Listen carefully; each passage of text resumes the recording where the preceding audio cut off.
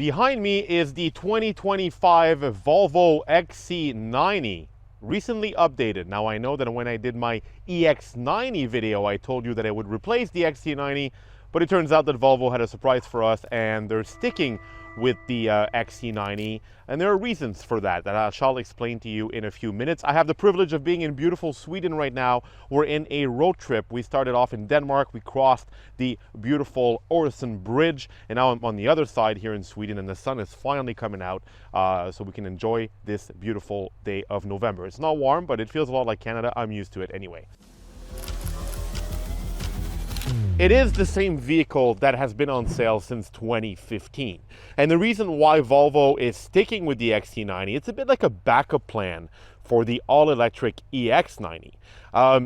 What Volvo basically told us is that it believes that not everybody is yet ready to jump onto fully electric vehicles, and the way to get there eventually is through hybrids and plug-in hybrids. As you probably know, the XC90 was already offered with a plug-in hybrid drivetrain, and none of that changes for 2025. What we're basically getting is a heavily updated version of what was already a very good full-size or mid-size three-row SUV. So the biggest change are the looks, different, kind of slightly different front end, different grille, new LED Thor's hammer headlights. The hood was slightly massaged as well. New wheels, in this case 22-inch sets, very big wheels. New paint colors. This is the full-fat T8 model. It is the most powerful, most expensive version plug-in hybrid you can get from the XC90. It still has the charge port right here for level 2 charging. Of course, you can't fast charge a plug-in hybrid. It would be useless. This is, plug-in hybrids are really for short distances in full electric mode. This one still gets you about 32 miles of range in full electric. Nothing changes in that respect. The rear is still the symbolic Volvo XC90 rear end. I like the way this car looks. It's always looked very pretty. And you can really see that Volvo was ahead of its time with this vehicle when it came out 10 years ago. The rear, the LED taillights are slightly redesigned. They're a bit, smokier. They kind of changed the motif inside, but overall it's the same vehicle as before. And of course, nothing changes in terms of cargo space. The XC90 is not a cargo space leader. You've got vehicles in this category, like for example, like an Acura MDX, they'll offer more. But look, it's still quite spacious. In this case, the third row was lowered flat.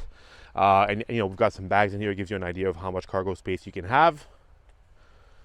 And this is the classic XC90 formula. Again, same vehicle as before. And the drivetrains are the same as well. I'm going to pop the hood.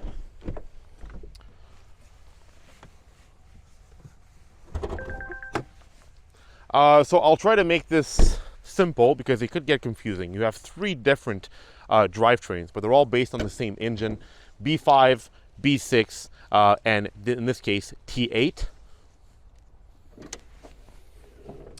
So the main engine is a turbocharged 2-liter 4-cylinder. In B5 mode, it is mated to a mild hybrid system, a 48-volt mild hybrid. It's good for 247 horsepower and 266 foot-pounds of torque. And then you got the B6, which adds a supercharger to that engine. So it's supercharged and turbocharged, and it makes 295 horsepower and 310 foot-pounds of torque. And finally, this one, the T8, the plug-in hybrid, so combines an electric motor on the rear axle, an actual lithium-ion battery that gives you 32 miles of range. You get a combined 455 horsepower and 523 foot-pounds of torque. Powerful car. In that spec, the T8 is quick. It has a lot of grunt, especially when the battery is fully charged. My personal favorite drivetrain is actually the B6.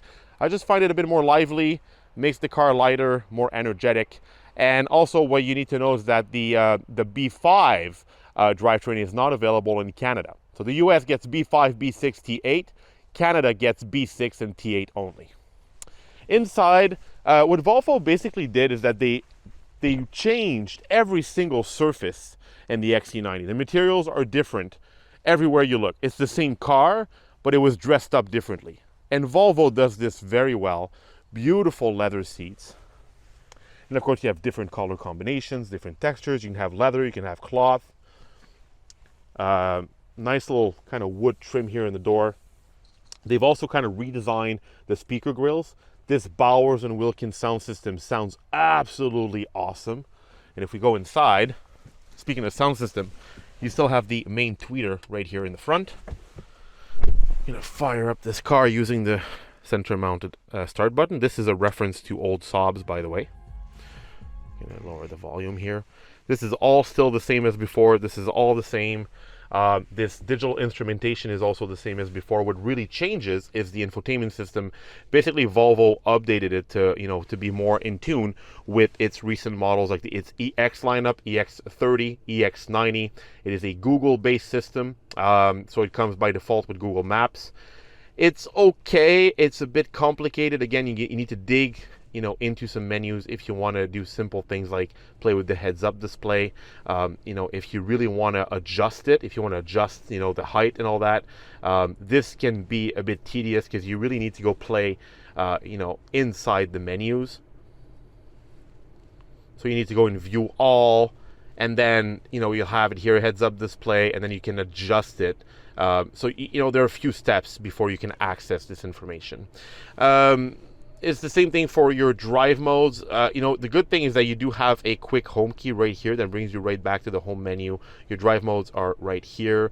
You can choose between hybrid, power, which is everything turned on, pure, which is full electric, off-road, or you can also hold your energy. So let's say you're charged up, but you're going on a road trip, you don't want to use up your electricity, you can hold it, or you can also use the gasoline engine to charge up your battery. At least contrary to the EX90, this thing still has a physical glove box button, thank God. So I don't need to go through the infotainment system to open it up. Onto the back now. XC90 was never a leader in terms of third row headroom and legroom. The third row is really mostly for kids, but the second row is spacious and comfortable. I'm a tall guy. I have no problem sitting behind myself here.